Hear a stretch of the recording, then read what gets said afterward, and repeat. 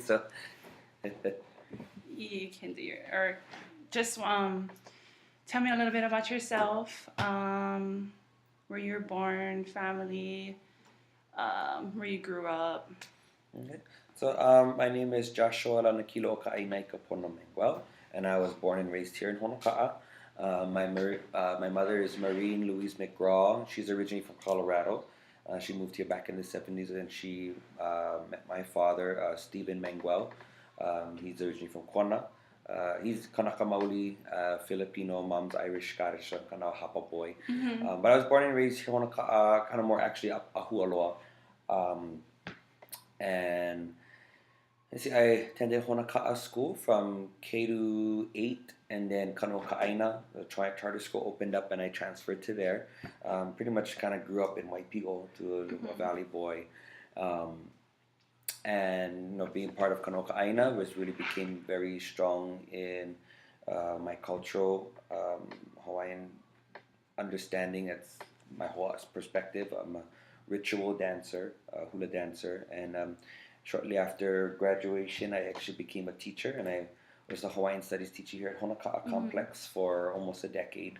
And more recently, I've become a bit more known in the community as a Hawaiian activist, being very involved with protection of Mauna Kea, and also here at home, I'm now the director and founder of the Hawaiian Cultural Center of Hamakua, where we basically it's a gathering place for our community to help to support anything to help to enrich and strengthen our Hamakua and Honoka'a families and community, particularly set on cultural foundation. Okay. And it's kind of me. Okay. What island do you would call your own, like you would identify with? Like, Definitely Hawaii Island. Yeah, most of my family is all from this island. Some of my ohana can be traced to Maui as well, but pretty much Hawaii moku. Okay. Pretty much said your cultural background. 3 words that would mean islandness to you. Islandness? It's like a new. It's that a sounds new like an term. interesting new term. Yeah. Islandness. My islandness. It's a broad term, but it's kind of like my Nesian, like Polynesian, kind of like what us. I would have to say 3 words for my islandness.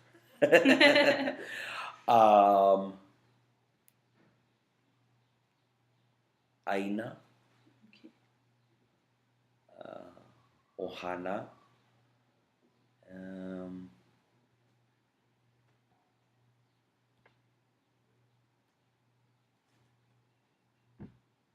Kuleana. Okay, that's a good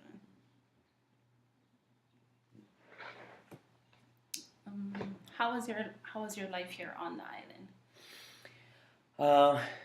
It's interesting. I would say growing up, my mom. I was raised predominantly by my mom. My dad, my mom and dad separated when I was very young, and my mom, Po'ehaole lady from Colorado, but really has been here for a long time. She's kind of become very local, and for myself, I think being raised in this community in a very interesting time. My mama, bless her heart, she admittedly knew that she get Hawaiian kids, but she not Hawaiian, but she really supported that we need to learn our culture. So she took me to kumus. So being raised in a lot, going down the valley, from anything from just going down to the beach there to working the fields. Uncle Kia was one of my first kumus. The Kahakalaos, and just Kua'aina in that way. Growing up in Ahualoa, we actually live in an area we know my neighbors is all forest. Yeah. So I was kind of on my own. Yeah. They'd call me Mowgli. I was like running around by myself in the bush. But a country boy, I would say that it was quite interesting. And then also being part of this, one of the young kids being brought into that pivotal shift of Hawaiian consciousness that was happening in the mid early 90s, mid 90s, and as that's developed, becoming part of that through the charter school movement and Hawaiian education. I would say I kind of being put into that realm. My islandness might be a little bit different from others. I don't think I could say I had very much of like the cruise life, getting to just go down to the beach, and we're that a lot of play and stuff. I kind of was given more to kuleana. That's why for me, my islandness would be kuleana. It's like living, you get responsibility and all of that level of teaching. So I would have to say, growing up for me on the island in this particular way has given me a great foundation of perspective for the whole world. Some people might say, like, "Oh, you come from a small island, you don't understand that." But through our traditional teachings, we have a way of now being able to understand the whole world through the microcosm perspective of an island. You have everything. Taking care of everything, kuleana to everything, role and responsibility and everything. So I would say I very much am blessed to be able to grow in an island with that perspective. Definitely, your perspective is interesting. I just read an article. This Samoan Tongan lady, she made the point, like, do you feel like you're on an island surrounded by water, or you're an island and the water is also part, like people think we're stuck on this island, like outsiders looking in, like, and it just kind of was like in a different perspective, like we are the ocean, and that's why a lot of people, they have like this idea about islanders or anybody in Oceania, like they just live on an island, but they didn't understand that we were the ocean. Stuff like that. So your perspective too, like it's everything. But a lot of people, or like kids, even my age, like they're just like, they don't look at things that way, and it's just interesting. And I find that too, because a lot of anybody, like our generation here is, if we just went to public school, you're being taught by an outside perspective. Yes. We're being taught by a continental perspective too, of where land is so big, resources so plentiful, and also a Western perspective that's everything's here to serve us.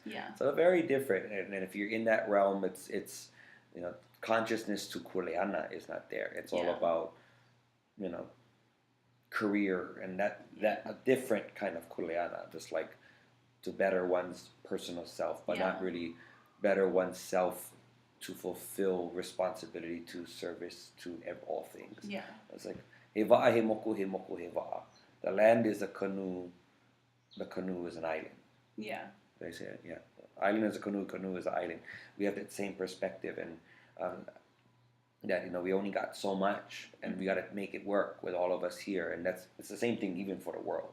The world is itself like a wa'a in the great ocean of the universe.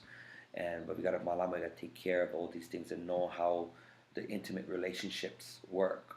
So traditionally, it's something for me too, that to be taught and learn so much knowledge of how our kupuna were, but having to live in where it's not happening. Or you can see where it tries to happen, but we're under this suppressive type of outside culture that doesn't allow us to actually follow these things. So it's interesting. It's very interesting for sure. Do you have like I don't want to say like an identity crisis, but you know how, like, say like with for example, like the blood quantum, like it's either you have enough Hawaiian or you're just not Hawaiian enough. If you don't have, like, do you have like that? I would say like torn feeling, or do you accept both, or I don't know. I think that's something interesting that, like, the charter school movement was kind of focused on that. I remember Auntie Ku Kahakalau, she's the founder of the schools. One of her things is that to make sure that we are solid and that we can walk in both worlds.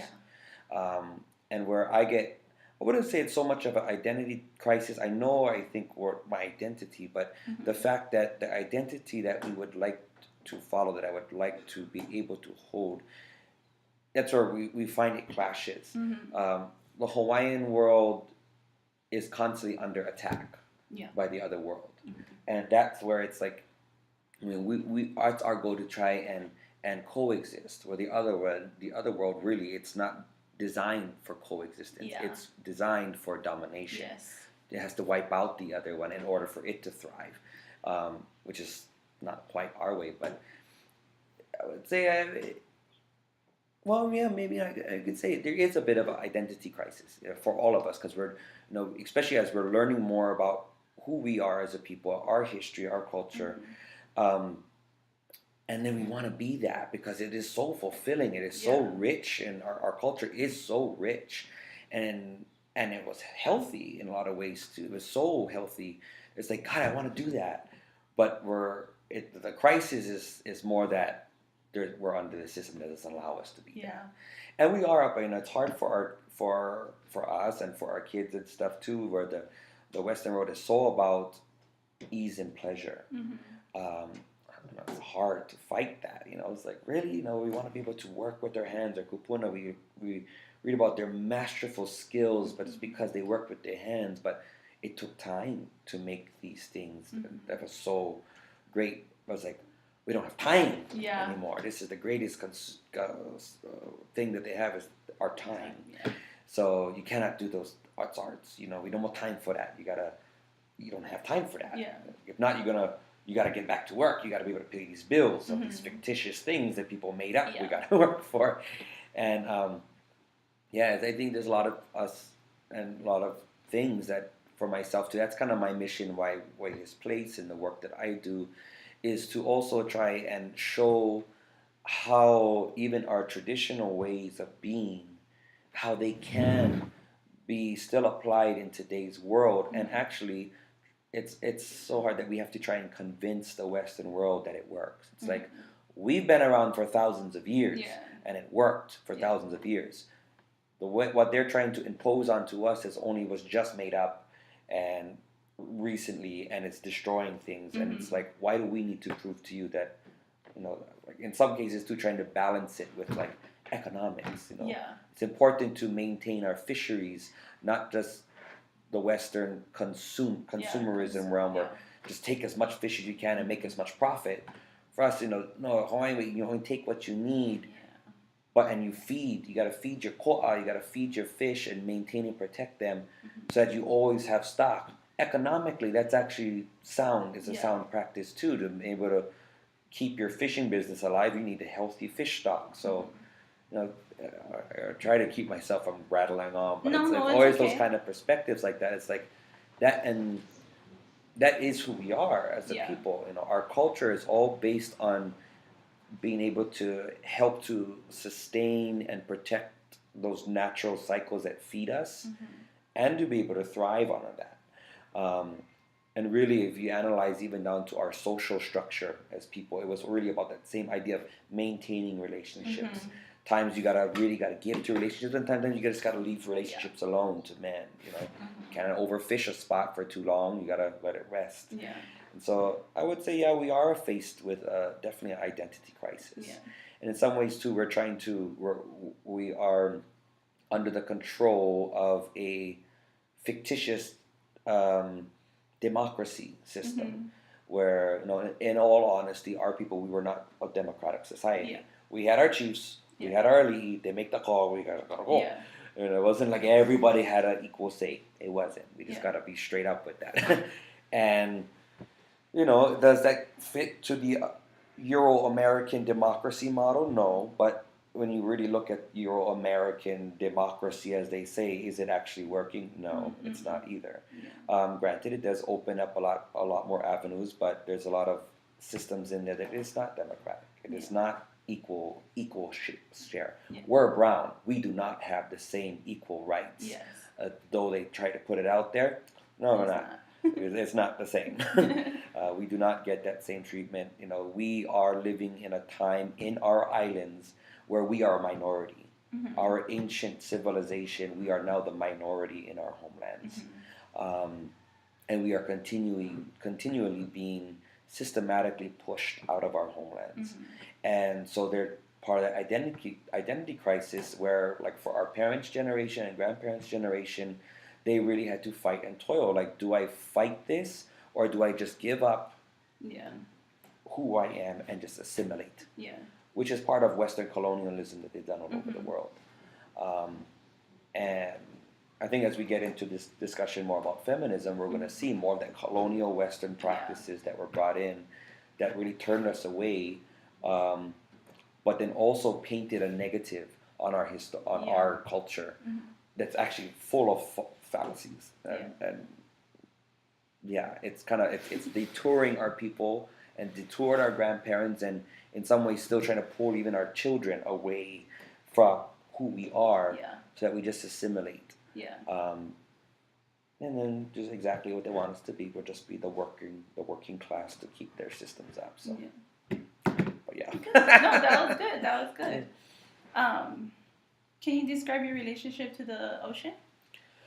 You know, I had a much stronger relationship when I was a kid. Yeah. When I was younger, you know, my dad is like, he was a fisherman, a diver and everything too. And when I was younger, I remember going down to the beach a lot more, diving with my friends and stuff too. I could never say I was like a good water person, but I used to love getting to the water and stuff. But as I've grown older, you know, I just think being away from it, you know, once you got to get a job and all this kind of stuff, and living way up here hard. If you know what truck to get to the valley, the ocean is very far, very expensive to get to.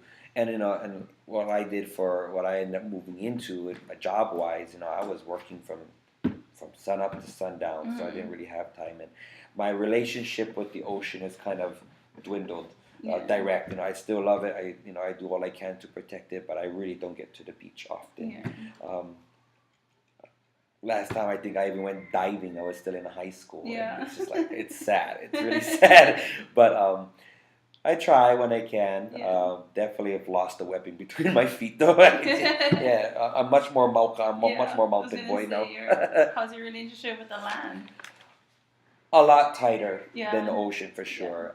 I will say though that for myself, I've been getting on myself that it's been dwindling too, because I've been having to deal with this realm. You know, trying to deal with trying to establish this center and stuff like that too, and having to abide by all that. It's a lot of work.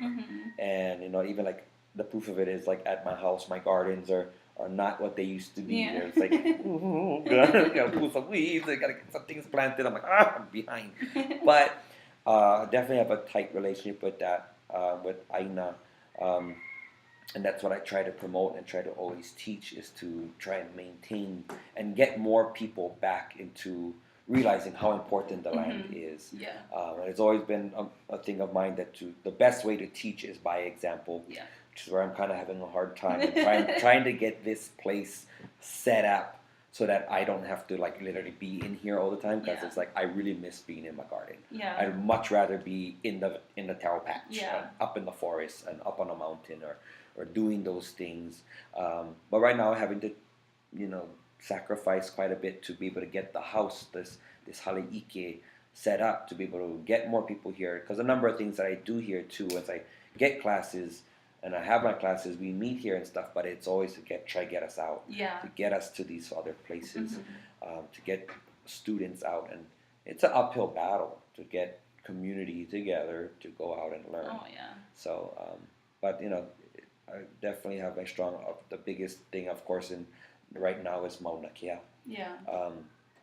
But I think, like in an example, that it's a prime example of how we need to be more, where like Mauna Kea, that whole situation, and what we're dealing with, you know, it has a lot to do with spirituality, but it also has to do with, you know, conservation of Aina, of land, of spiritual connection and respect for natural ecosystem.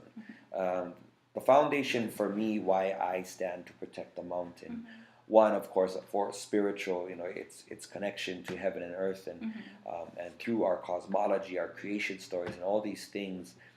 But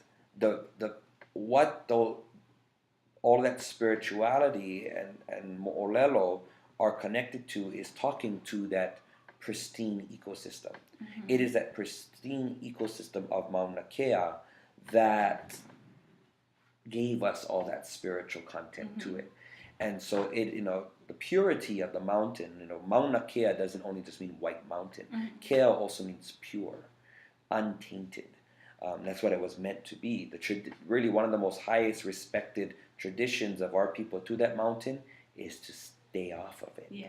We didn't go up there. If you went, you had very, very specific um, reasons why. We did not go to that mountain frivolously. If it was up to me, I would cover that road up. Yeah. You go up that mountain. If you're gonna go up the mountain, you hiking.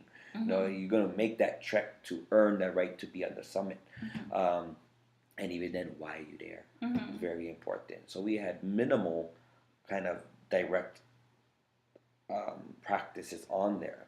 High chiefs, kahuna, would ascend to the summit for particular ceremonies, the laying of the umbilical or the bearing of bones, or the kilohoku that would watch the stars and those kind of alignment stuff. Other than that, it was about respect that space and leave it alone. The practice is leave it alone. Yeah. Don't touch it. The more humans are in there, we degrade it. Yeah. And so sometimes our relationships to places the relationship is let it be. Yeah. Because that place in its natural is its health at its healthiest is what actually feeds us.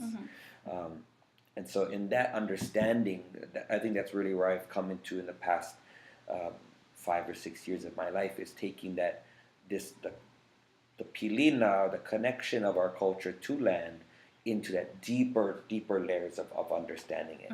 And it's not only about relationship of Hawaiians to land, is about being able to gather sustenance. That is one relationship. And even that too, that's only half kind of a statement that we gather. Before you gather, you got to give. Yeah. That's a part that's always get missing too. And where I've tried to try and make that stuff here, a lot of times we teach about the fishing practice. And our people, we fish. We fish, we go hunt, we gather. But we are missing the other part of our culture, the more important part, which is you got to go feed. 4 is the sacred number. 3 times you go, you feed. 1 time you go, you gather. So you always feed, you stock it up, and then you go. But, you don't take the time to go feed it, you have no right to go gather from it. So that's kind of a practice that I try to speak to a lot too, even to our own people. Yes, we have to maintain our fishing practices or our hunting. Well, hunting's actually not that old, but gathering practices. But we have to make sure to feed, and we gotta give back, or else you don't get to take. That was kind of a concept. So, where is it going with that? Oh, relationship to land. Yeah. That is the aina, that which feeds. Aina that's what the core of that word means. It's having that reciprocal relationship. Problem is, under Western philosophy now, everything was put here for us. And that really comes from predominantly a Christian perspective, that the world was created for us. Everything is subjective to us. We are the lords of the land. It's like, who are you? So not us. It's like, what planet are you from? Because you're not this one. It's like we gotta always give. These things are not put here for us, and that's another part of our culture that is so important that we don't get. And a lot of that, a lot of this teaching and stuff, it was part of our spirituality and our religion. So, you can see the systematic colonialization of our islands. First thing they attacked is our religion, our spiritual connection. Severing that, as an earth-based, land, nature-based society, spirituality and religion, when you close off or you lose that spiritual connection, that is your understanding of your natural environment. So that was our language. That was our science. It is a science. Actually, that's part of the thing I teach, is when you analyze our traditional customs and our gathering practices and our chants and everything, if you really look at it, it's scientific observation. It's scientific practice that we do. So we're very extremely scientific in that, in maintaining our natural ecosystem so that we can continue to gather. But if you're now being brought into a mindset that is not of this land, and with the mindset that everything was just put here to serve you so you can just take what you want, well, that's part of our demise as a people. And if we don't wake up to that, then it's that, we're standing up above and we're chopping down the tree that we're climbing on right now. So, Yeah, relationship to island. Yeah. It's all in there. That's perfect. What do you think are the most important issues in your island homes at this moment? Oh boy, water. Water. Water is one of the biggest ones. And in that, it's just there's tons of different situations that we're dealing with, but a lot of things it comes down to water. Pohakuloa, military occupation of our islands has a lot to do with the contamination that they produce. Pohakuloa right there is right above one of the primary aquifer of our lands. University of Hawaii came out a couple of years ago, finally catching on why we call the place Ka'ohe.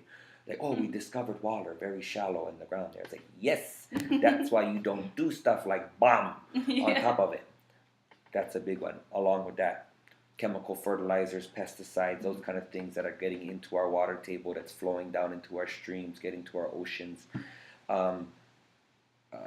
Chemical agriculture, monocrops, that's what they're doing, a lot of that poor agriculture. Overpopulation, extreme overpopulation. Well, not necessarily overpopulate Oahu, maybe getting to the point of overpopulation, but large population that is too wasteful.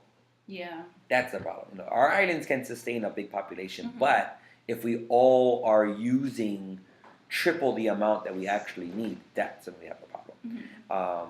Everyone wants such big. Everyone wants to use that much. Everyone wants a fountain in their freaking house. You don't need that. So an overconsumption of water and waste of water. Contamination through different venues. Waste on different venues. But water is definitely coming down to be that has been a war for a long time. Even just down to the point of just exhausting the main thing is that we're exhausting the resource. One, we're contaminating the resource, and we're over exhausting the resource. I've been trying to figure out ways. I'm still trying to learn the legal system, but how to push for legislation to stop and ban any further developments without the restocking happening. So we have all these developments that are happening, for example, and that's that many more toilets, that many more showers, that many more people drinking, that many more lawns to water, especially all this freaking development in the desert side. And that all takes water. But yet, so they're expanding the more and more of what's going to use more water, but yet in the mountains, there's no reforestation happening that's going to secure the watershed. So it's like, it's so obvious that it shocks me that the people who are in charge claim to be intelligent people. It's like, this is like the easiest thing to get. Do you think they care about that, or maybe the money? It's all about the money. Yeah. It's all about money. And, and with that, but it all comes down for me. It comes back down to that resource of water. And how much we use and all that thing. But that's one of the big ones. It's water, but there's tons of different examples of the issues happening on there.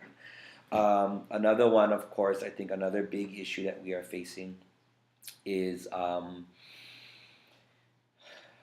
trying to choose which one. They're all kind of intertwined, but definitely also the decline of our fisheries, of the health of our oceans. I don't even want to say fisheries because that makes it sound again too like it's only good because if we got to eat out of it. It's important for a lot of things.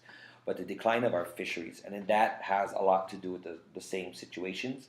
God, just this morning, there's all the hell going on in Kauai because of the sonar testing and that's been happening with our wells and affecting all of that. Contaminations, of course, runoff from all of our runoff from sewage to chemical fertilizers and pesticides and just pollutions going down to the ocean that is sickening our reefs. So much of our fish is loaded with parasites and tumors and cancers themselves, all these types of things, all washing down from us. And it has to do with overdevelopment or poor development practices or on land. All that's washing down. The deforestation of the mountains, exposing bare earth, that's all the silt and everything that's washing down now through our streams and stuff that's blanketing and killing our coral reefs. Mm-hmm. Of course, the death of our coral reefs is also to the bigger problem of global warming. Yeah.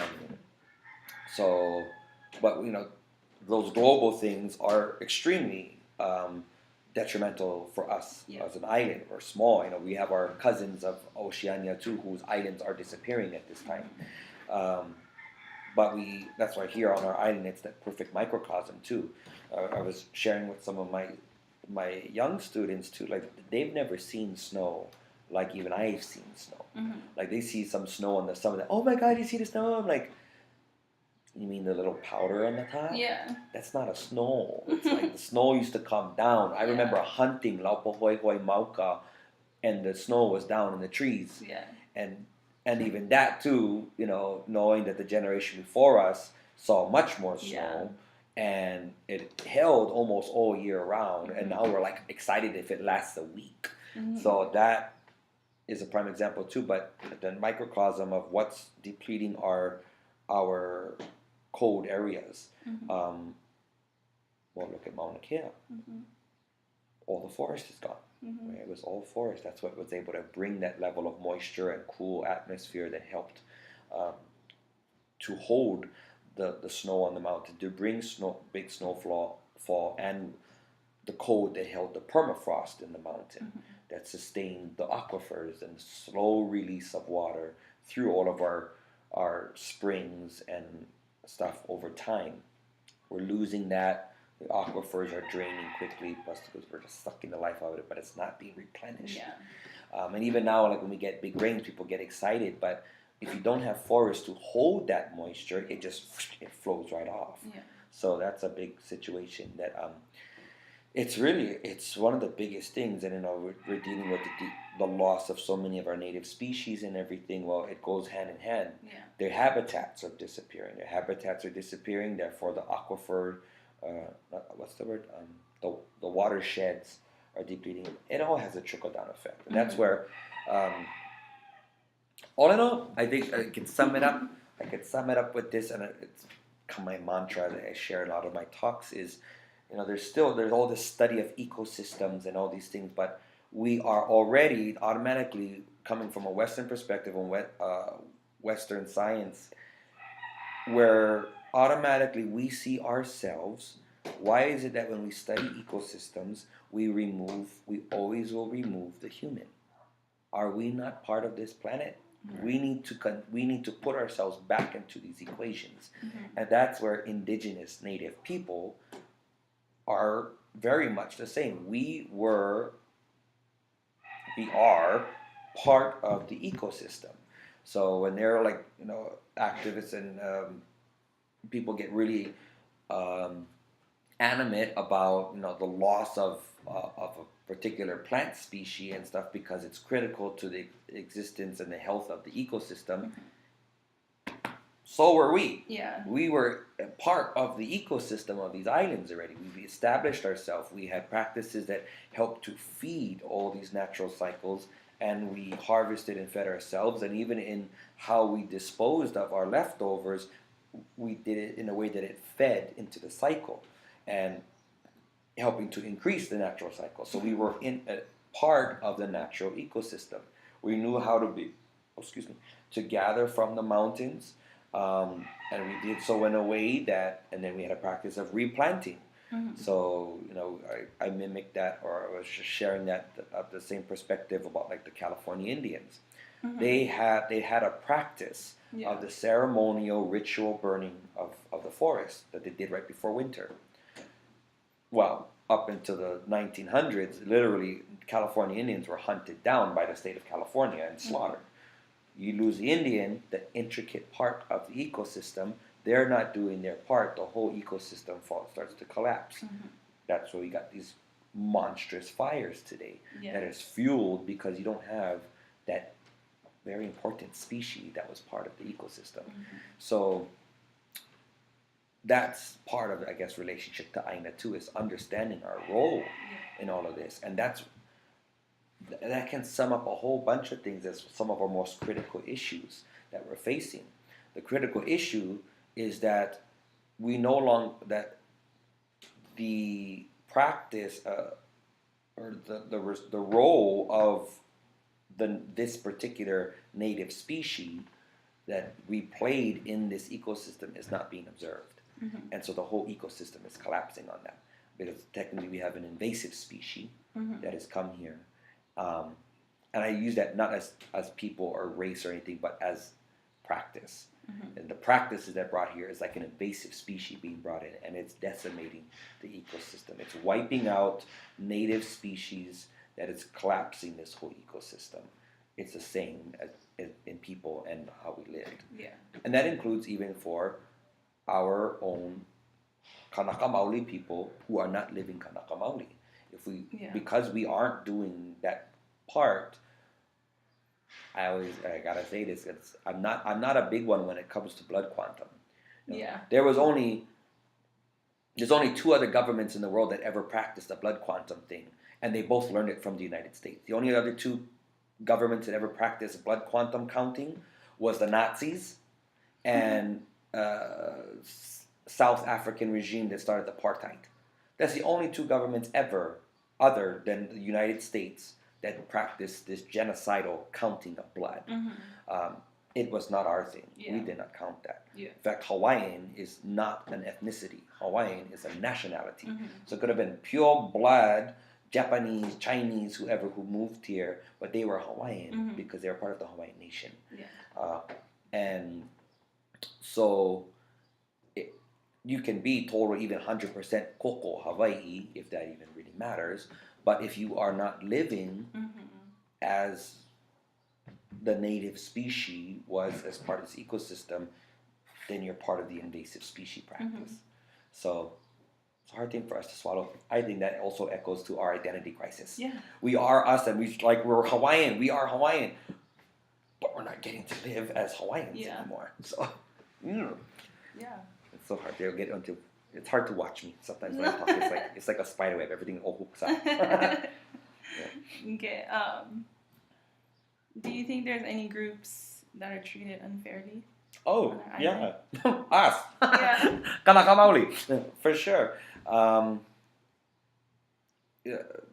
Just looking at our history, same as a lot of places too. Of course, it is the Euro-American that you see, how are they're on the high end of the spectrum. But historically, it has more to do. Historically, too, you also see the Asian American, Japanese, Chinese, almost in a special role, and that has history to that. There's a systematic process of how it had to go, going all the way back to the overthrow of the kingdom. Japanese and Chinese workers and stuff who lived here.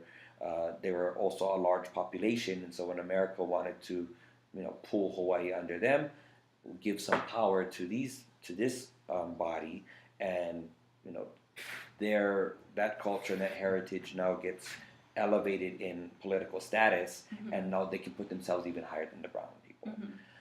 So you definitely see that in Hawaii, in our politics. You go look at our politics. All of our politicians is mostly Asian, Asian and white, and then we're lucky we got a few of us brown guys in there. And same kind of things that we're seeing in other parts of the world, of the United States as well. That institutionalized racism. You got a white guy or Chinese, Japanese guys who get busted for doing something. You get a Hawaiian busted for the exact same crime, but who gets the long-term punishment? Yeah. We do. Yeah. So we get that. But I think that's more of a political thing. And they're playing a race card. They're pitting race to race. And definitely for Kanaka Maoli in our homelands, we're treated the worst. In that, I think the second, also coming in with us, of course, are other minority immigrants coming in to our islands. And it's unfortunate, like I shared, to our Micronesian communities today. The Micronesian community, they're getting particular perks, and it's unfortunate because it's kind of starting to pit community against community when we're actually the same. Where they are being brought to Hawaii, or they're coming to Hawaii because it's the closest place for a lot of them to be able to live. They're being able to have access to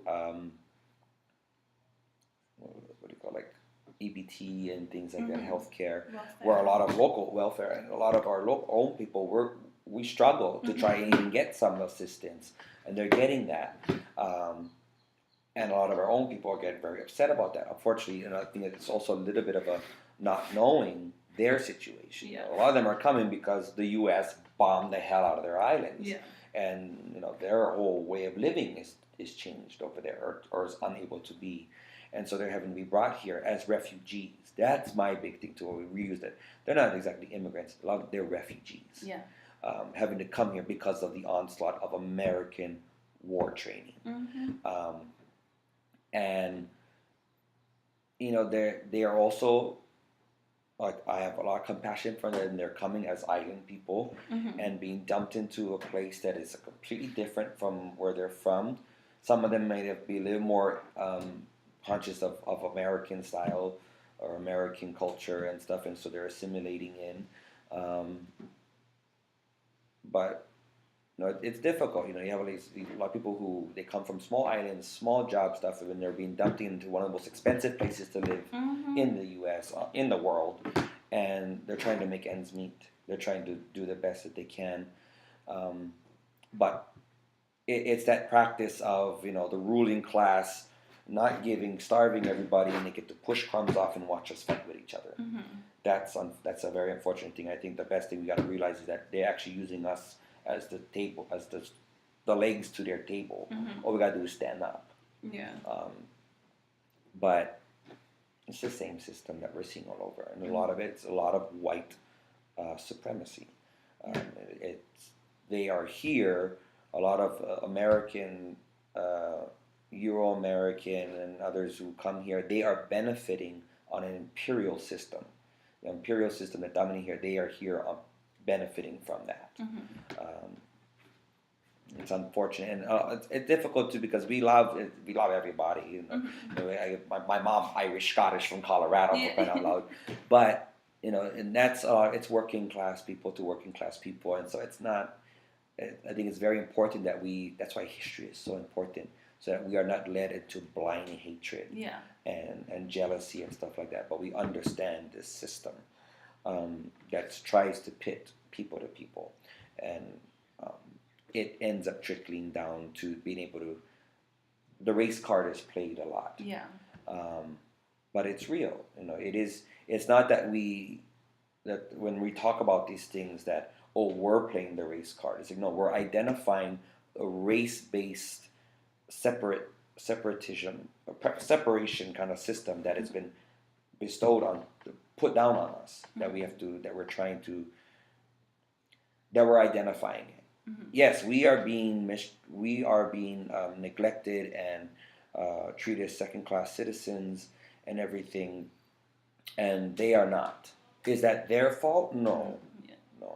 But that is what has been put into place. So I think that's important for us to acknowledge these things, and both sides need to acknowledge that it's not, we cannot we have to be conscious where we target our anger, our frustrations. It's not necessarily the people who are benefiting from it. They don't know. In some cases, it's ignorance. They don't know.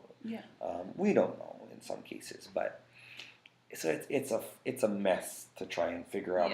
But I think there's consciousness shifting, and we are starting to make our way, but it's still a mucky mess. But Okay. What about opportunities for men and women? Were they same? I want like a little bit background, like on the Hawaiian people, like in maybe history, and maybe if you want to make like a similarities, differences to society today. Well, so if you look into pre-contact Hawaii, our society, Hawaiian society had distinctive roles for men and women. Now it's interesting. It depends on whose history that you read. Most written history was written by a bunch of old white guys, and their perspective, as they are coming from a very male-dominant society, women were less than, And so they like to find when we have our segregation of responsibilities, male roles and responsibilities, they look at it from that approach. As well as I have dealt with situations or times and had discussions with even white women who will automatically look at our roles and responsibilities and say, my gosh, look, see, there's that male dominance again, trying to tell the women what to do. It's like, no, you can't look at it like that, because there was restrictions for men just as there were restrictions for women. And it had to do with Koleana. Everybody making sure that everybody had a role. On a canoe, not everybody gonna work the sheet line. You had the sheet line guy, the sheet line person who ran that line. You had this person who did that job. If everybody's trying to do everybody's job, everybody kind of knows what everybody does, but you gotta know your job the best. It has that kind of philosophy, but there's also a very deep spiritual connotation into that, and certain things had more would be best with the feminine touch to it. Some things would be done better with the masculine touch to it. You had, and it's connected into our spirituality, our religion, and connection with also, like in the plant realm and in our natural environment, you had things that carried more of a ku energy or more of a hina energy, and it's healthier, or it would be even in some cases safer for the vahine to deal with that energy opposed to the male dealing with that energy, or vice versa. So we had, it was part of our society and our understanding. It wasn't just a blatant like, well, men are better than women, so you just do as you're told. That is what, unfortunately, the Euro other cultures have had to deal with. So when they come across our culture, they automatically assume it the same. It's not. It is not the same. Our kapu system is what we had prior, and that kapu system all had to do with particular rules and regulations on all of society, on village to village it changed, on family to family it changed, on individual to individual the kapus changed. It had to do with rank, and some people don't realize, some of our highest ranking chiefs were bound by kapu. That was like, oh my God, they couldn't do that. It's like they want to be the rulers. They gotta know rules themselves. I've always heard this one get flung out there like, oh my God, women couldn't even eat bananas. There was for particular varieties that women did not eat, just as there were varieties that men didn't eat, because they had particular energies to them. So that comes as part of our spirituality. You hear this a lot, where they talk about, when women were on their ma'i, they were considered dirty and would defile all these different things. Who wrote that? That was the white guy who wrote that. Us, no. You got, when we makavalu deeper, when women are on their ma'i, they're at their most powerful. The powers of creation are shifting inside of them. So they become kapu. They become sacred at that time. So we had practices where when you don't do the work, you malama this spirit of an energy of creation that's happening inside of you. There was the hale that the women would go to and when they had their ma'i, and the hale it was called the hale pe'a, and it is at the hale pe'a that is where it was almost like the heya, and the specialists, the kahuna, were mostly by women priestesses, doctors, the medicine, those ones who were trained in how to take care of women during that time. And it was basically a spa day every month. As you hear about it, they just got to be there. They didn't have to work. They were fed. They were cleaned. Everything was taken care of. And that hale was strictly kapu to men. Men could not even step within the fence of that area.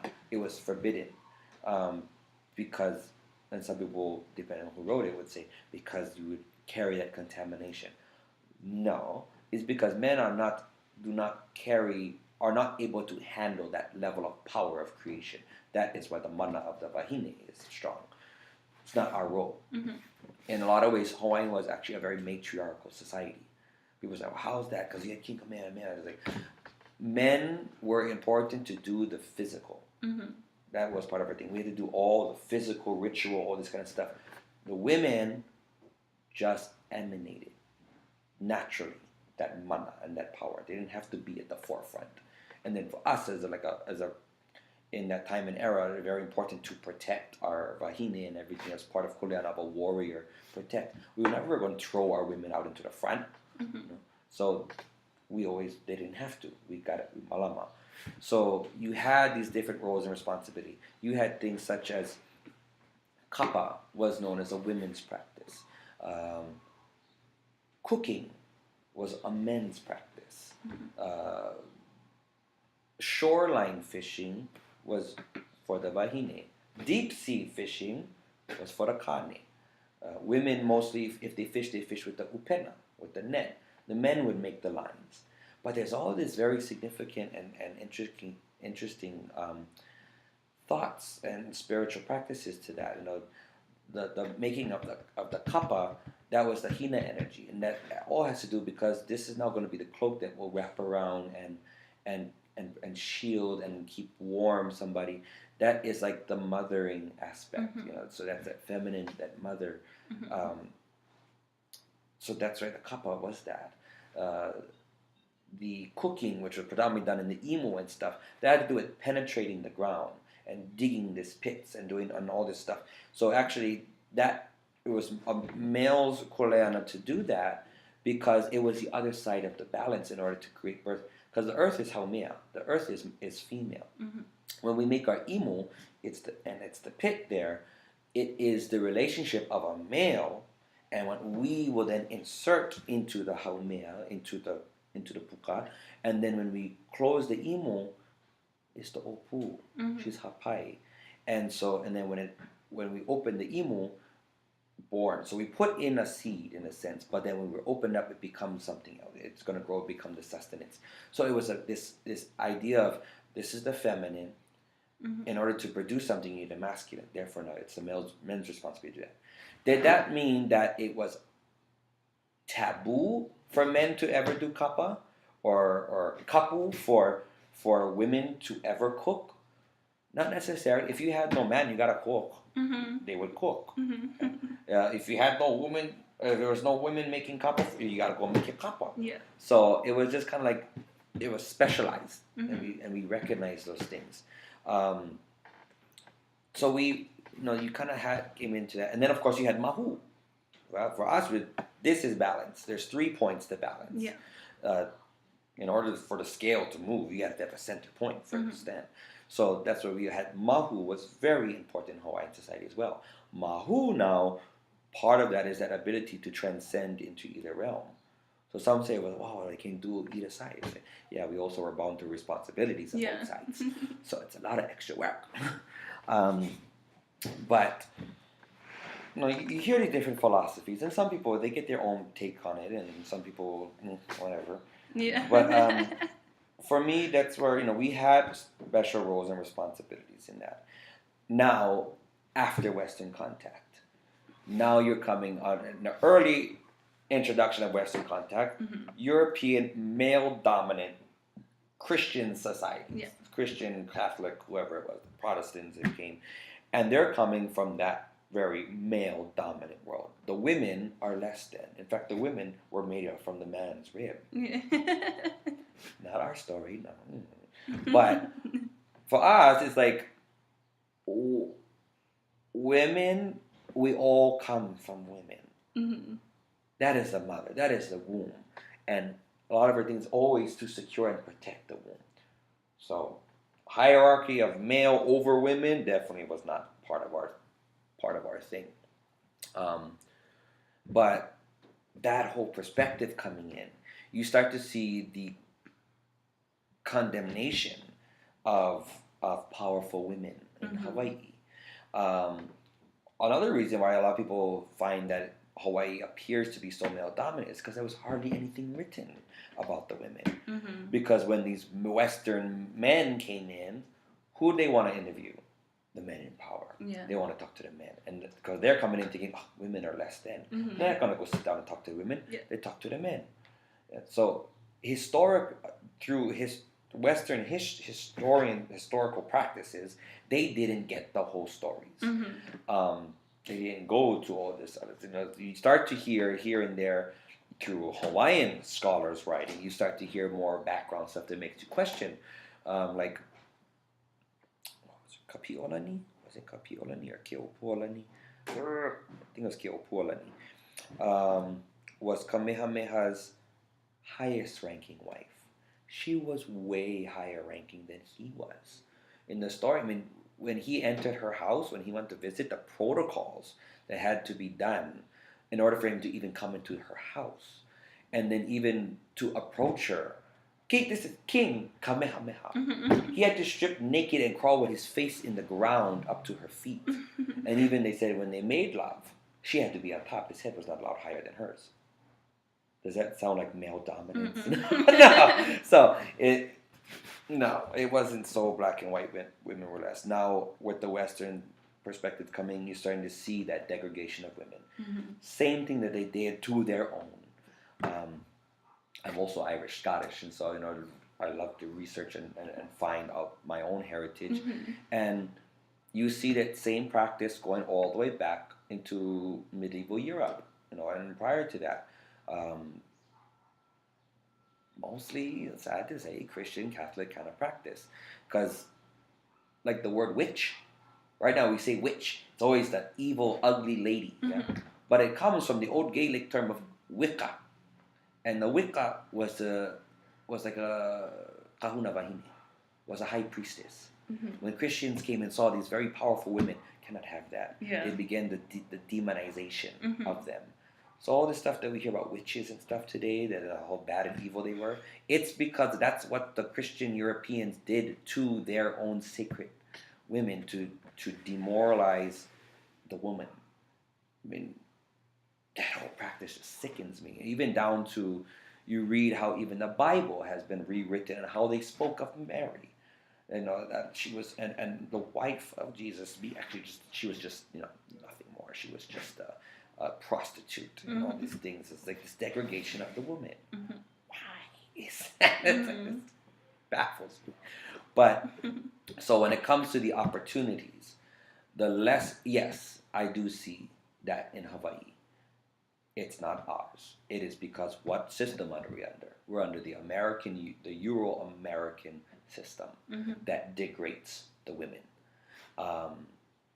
But in that, I think it's the same practice that we see throughout the United States. Women are always given less pay. Women are all these things, which are it's all been shifting in time. The women's rights movement from way back. Mahalo to them, women. They could stand up there, and I think it's always important for us men. We need to help to stand behind and support women for equal rights. Even the fact that it just disgusted me, just like with this new administration that we're under now too. They had their big meeting about women's health. The room was full of a bunch of old white guys, not a single woman in there discussing the health rights and everything for women. It just baffles me. But that is still, now this is 2017, it is still happening. So that's where for me, as a practitioner, a Hawaiian practitioner, I try to encourage again that Hawaiian philosophies to re-empower our women. Now, in Hawaii, when it comes to our people, our Hawaiian women have been at the forefront for a lot of things. A whole resurgence of our Hawaiian culture and education, all that stuff, it's predominantly been women. Which mahalo, for that. But I know there's been some talk and kind of observing now too, as to why is that? What happened? Where were the Hawaiian male leadership? Why didn't we see as many male leaders as we did female leaders? And part of that has to do with the fall, the really degrading fall of the Hawaiian man.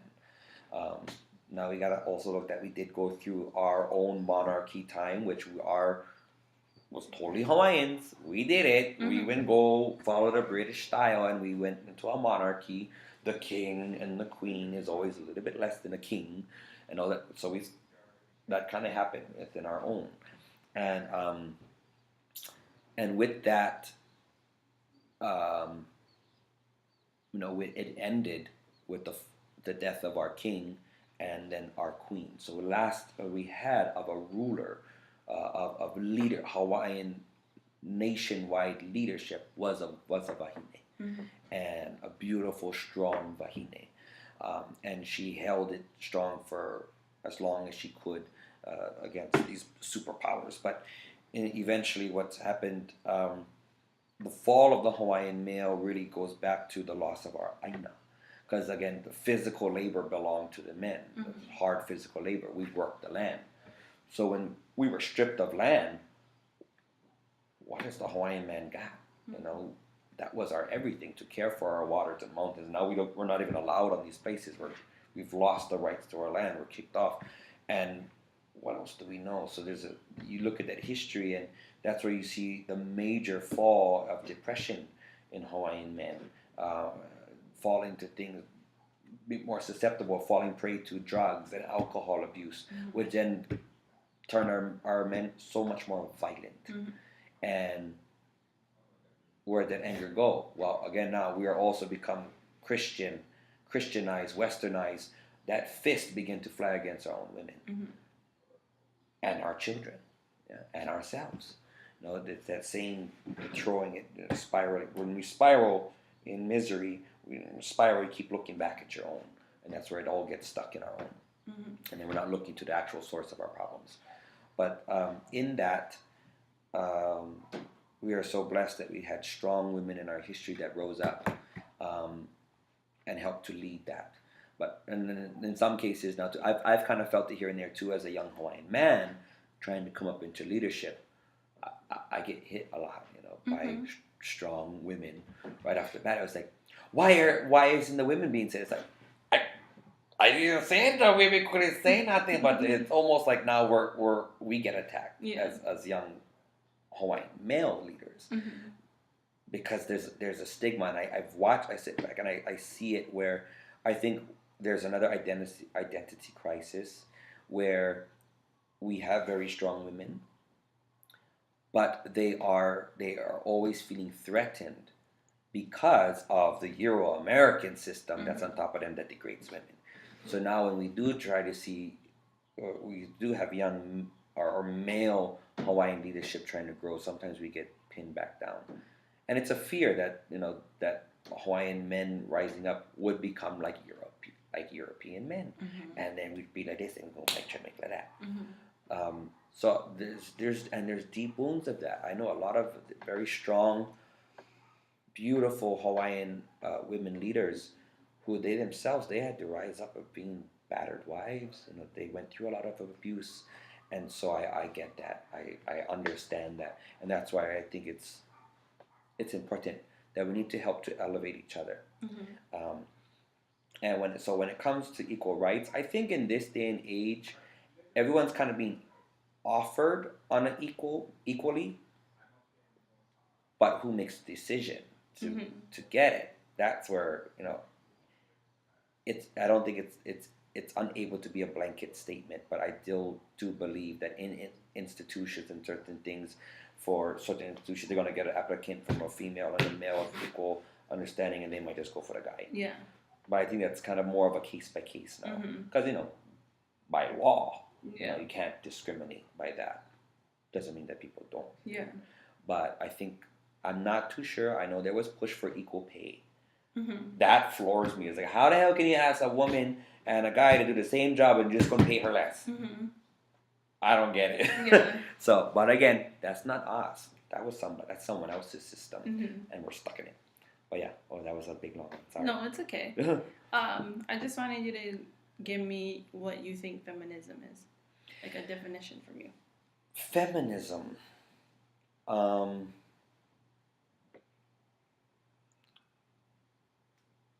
Manavahine is like women holding their, being strong in who they are as powerful and strong creators of life. Yeah, I think it gets a bad rap here and there because I hear feminist a lot, which is not a bad thing either.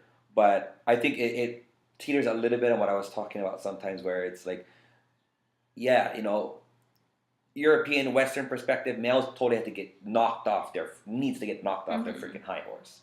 Um, but I don't think it should be automatically then replaced and go this way.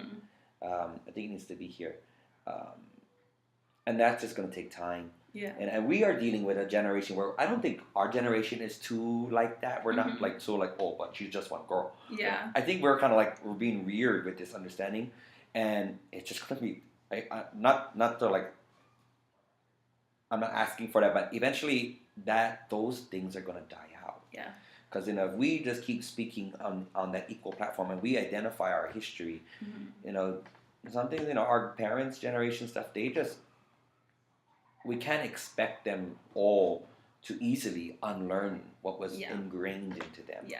And some things is just going to take time, and that thought process will pass with them. I hope, and then that would. I hope not that they pass, but that it's just going to take time. It would took hundreds of years and many, many generations to build that stigma. It's not going to switch overnight. But we have to keep the conversations going. We have to keep working at it, so that for our children, the ultimate thing is that our children will grow up that they'll never question it. It'll be their norm. It's a big deal to us. And actually, I know it's actually not a big deal in our generation. Like, it wasn't such a big thing. Our parents' generation, because they were little kids when the women's rights movement, and they really suffered through a lot of that. And of course, it's place-based. I don't think in Hawaii it's as bad, or it's not as noticeable. Yeah. I mean, I can't say that I can really say like, oh yeah, women treated really, really bad, and because they're women. I think, I don't know, it's kind of great for me, and that's coming from, my mom was a battered mom, and she fought all her life to raise 3 of us on her own as a single mother. She's a strong woman. I definitely think there's as we've been doing things at home and stuff too, she always gets a very difficult time trying to find contractors to come help with projects or something and stuff like that. And then like the guys, they just kind of talk down to her like, oh, you're just a lady, you don't know what you're talking about. But that's that generation. Yeah. And it's got to change. And I'm hopefully that this kind of work is important, because then we just talk to our kids in normal days, no difference. So that they will grow and just know that. But there's a lot of things that I've taught in elementary, intermediate, and high school for a long time, and there's some things that we may not realize, but where our children are picking up nuances of like the boys versus girl kind of mantra and that kind of, and all that kind of stuff. You watch it, it's in this.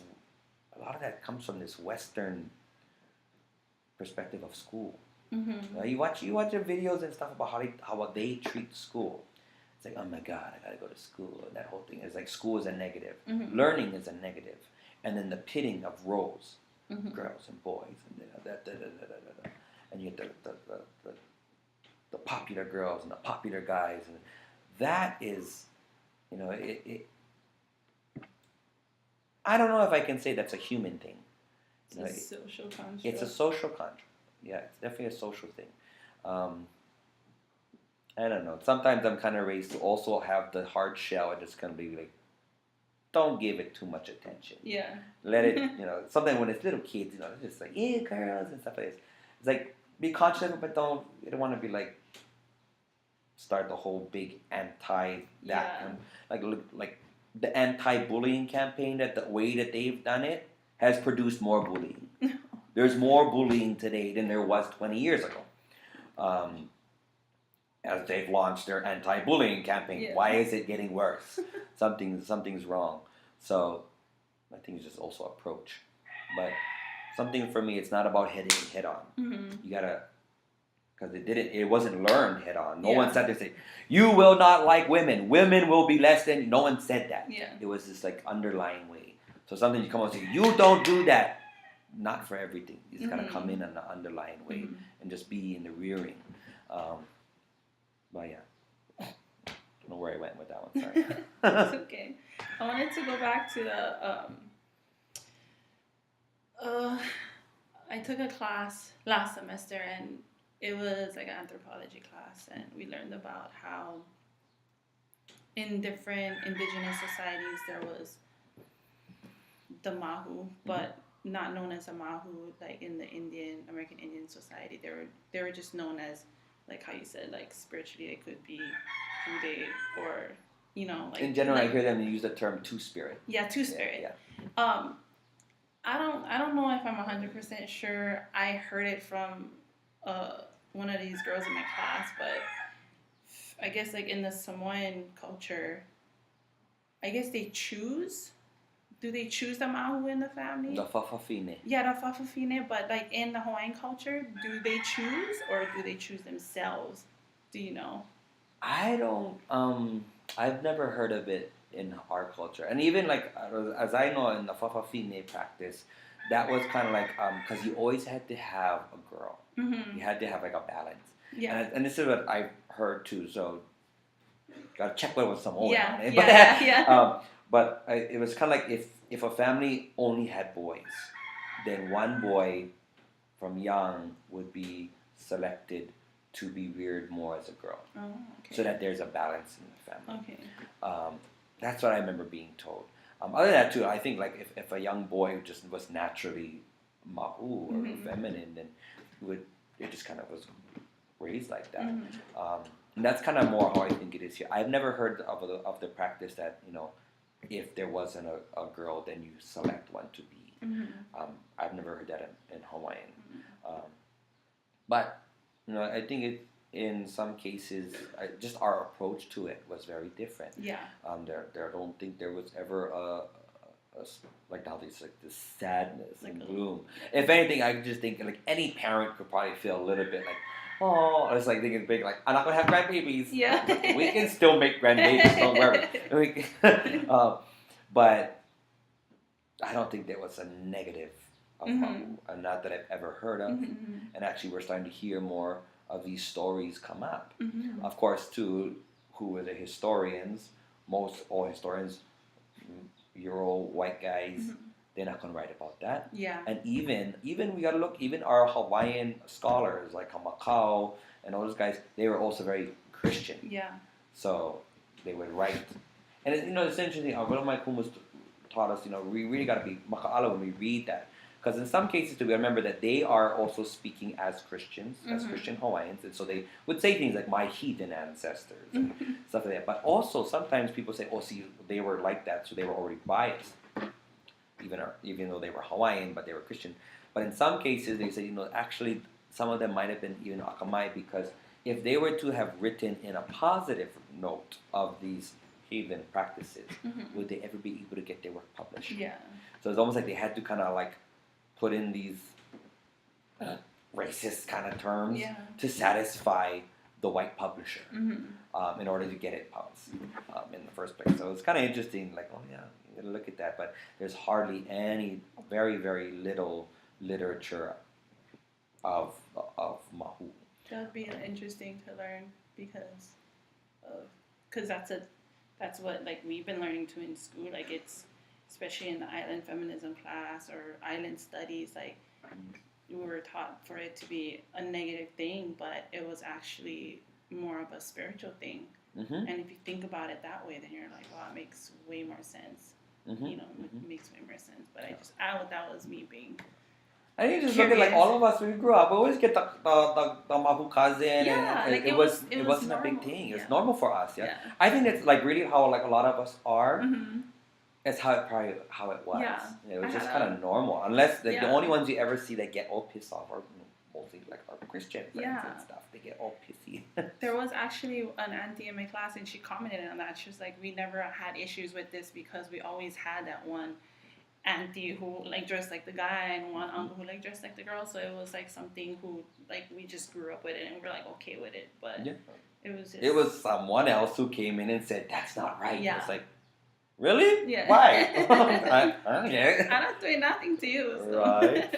So but that's why, like, reclaiming that's a big thing for us, and then reclaiming. These are all the essences of who we are, Yeah. and it goes to go. At one point, a lot of the things that shifted us away from our practices, our spirituality, our understanding of the world, also really came not only by the political overthrow of our people, but by the spiritual and religious. Christianity, Catholicism really did a number on us. Completely distorted. I mean, when we denounced our gods and we stopped looking at them, our gods are our natural environment. Yeah. We now don't know our natural environment. Yeah. When they demonized our language, then we don't understand our chants anymore and how much they taught us. As there's a saying, they said when they came, at first they how do they say it? They told us to how do they say it? There's a little rhyme they do. When we bowed our heads to pray, they stole our lands away. It was a system. Even they themselves didn't abide by their religious practices, and they just used it to disconnect us, shake us up, and then steal it. So for myself, that's very disrespectful to the foundation of Yesu, of Jesus Christ, and everything. I have my own perspective on that. I get a hard time with the religion and the people sometimes. Yeah. Love the Jesus. He's my guy. He did great things. But his followers over the couple thousand years has been questionable. Okay. Just some personal stuff about you to finish it up. Your favorite foods. Or your favorite foods, and then I wanna know, like, if something that you ate as a child but you didn't want to eat it, like you were just like, oh, I don't like eat that again, and then like becoming an adult, like you crave it, or like it was just like you was kimchi. Like, yeah. I don't know what it was. I was just like, well, I don't like cabbage. I was a typical, like I don't like vegetables, but kimchi. I hated kimchi. I hated anything like that. Now I'm like, I will buy my jar of kimchi all the time. If I don't want kimchi in my fridge, I'm kind of like, oh, I want kimchi. Onions. I hated onions. Yeah. I would never ever touch an onion. Now I love pickled onions and everything. Really weird how that shifts, but the typicals. Broccoli. Now I love garlic. I just think that's a taste bud shift. But I would say my favorite food. Or foods, whichever. Food, yeah. It's so bad. I love pizza. A good pizza. Yeah. A good, like, I love, like, that guy, that little pizza place.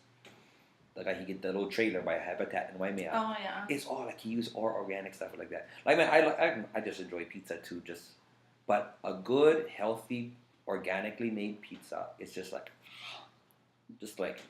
murder. Just like good bread, good sauce, and just good veggies and good meat.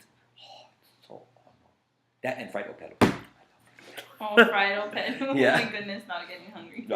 It's rare. I want to get it anytime if I'm ever rarely down in Managos and Konas. But other than that, that fried opelo is just yeah, and fresh pad thai. I love freshly pounded pad thai. And so bad. I don't need it to become poi. I just like the thick. Yeah. I'm good to go for it. Well, yeah. Okay. Last question.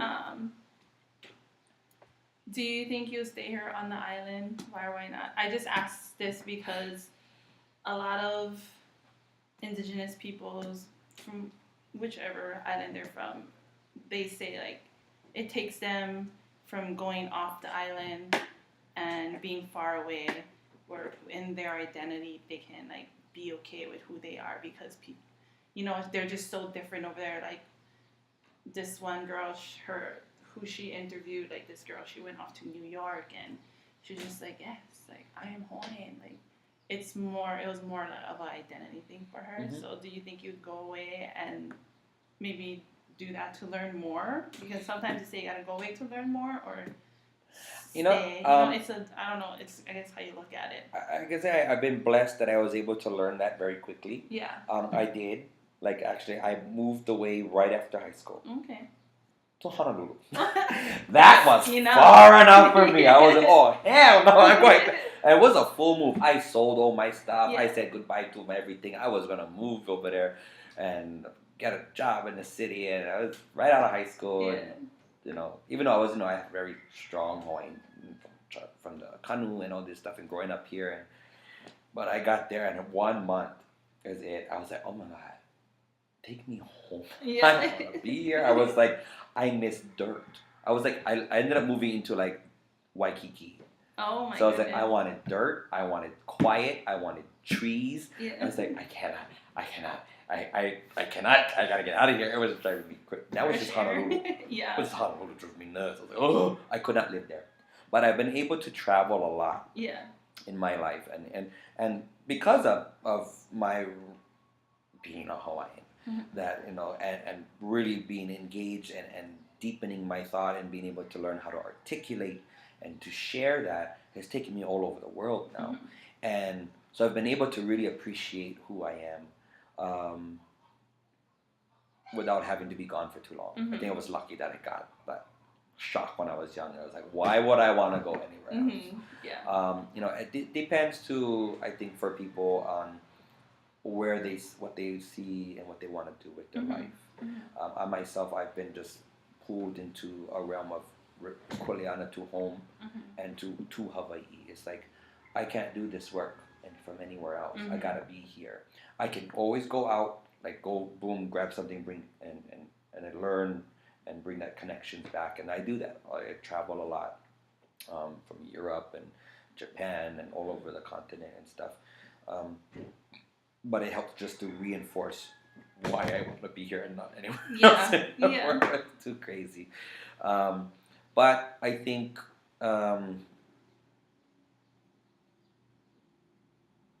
in this day and age, it is very important for our people to go out, and maybe not even move, but to travel. But to do so in an education way, because I was blessed that my bigger travels and stuff was part of like a program and stuff, so I was there learning, and not just like vacation kind of travel. Because vacation kind travel, you only going to like everything that's fun and da da da da da. But you go education wise, and you really start to see and you learn, and you are now engaging with the people of the place, and you get to share who you are. You hear from them. Sometimes there's things like, oh, I wish I had that. And then a lot of things like, oh my God, thank God. Because people just go other places like Vegas, for example. People just like move over there and, oh, it'll be fun. It's boss ass. And it's less. And everybody just miss home. Yeah. And it's unfortunate because that has to do with economics and stuff like that in a lot of different ways. But, there's... I say that it's important for us to travel now too, because in the world that we're in today, we're sitting here looking at the whole world through these little boxes. And what tends to happen, and this is what I used to get so pissed off working in the DOE. The DOE promotes the idea that there's nothing for you here. There's nothing in these little towns. There's nothing in Hawaii. You got to go. I don't support that kind of way of approaching travel or to even relocate, because there's nothing here. That is another program system, because they want us to leave so they can move in. And the more of our people keep leaving, the more of outsiders come in. And prices jack up, everything goes up, and our families will never be able to come back. That is a systematic process to remove the indigenous, remove the people. I always share with everybody that there's a little story float around the internet, but I totally connect with it. Is that little story about the fisherman that lived on the beautiful beach in his village? You ever heard that one? In a nutshell, so there was a beautiful beach, little island. This man is a great fisherman, and always brought back fish and everything. And one day, this American businessman comes, and he's like, "Wow, you're really good at fishing. You ever considered, making a business?" And he was like, "Oh, I don't know why. How long would that take?" He was like, "Well, give yourself a good year to get yourself established, but then imagine you can start marketing. You can be able to catch fish, and you start marketing and selling your fish. Sell your fish. to the people and maybe to the surrounding villages because you're really good.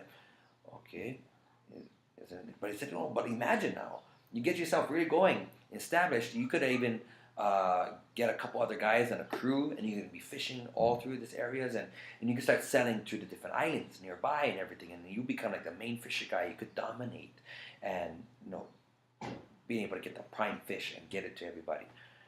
And he was like, okay, well, how long would that take? Well, that'll take some years, but imagine then you could get like a whole bunch of boats and stuff, and you could start taking this out across all over, just grow, and like.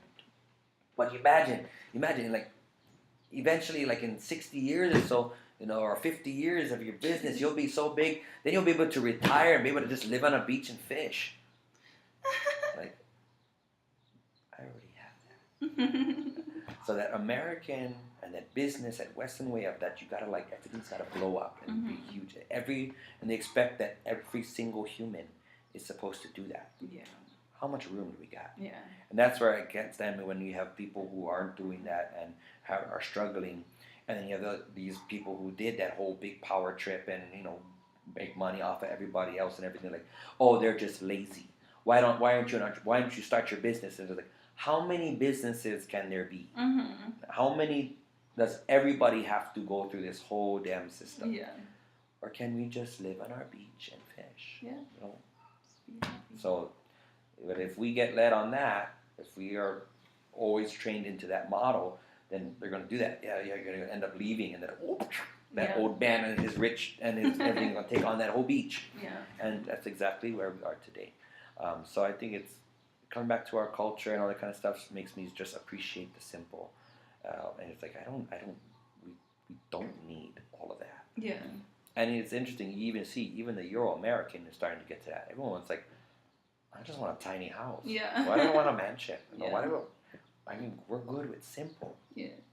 So that's where I was like, no, I'm good to come home. Yeah. I'm good to stay home. My small, simple town. I was like, you ever want to just get out of town? It's like, yeah, that's why I go on vacation every once in a while. Yeah. I love my town. I love to just come back to simple. Do I want to move into the chaos? Yeah, no.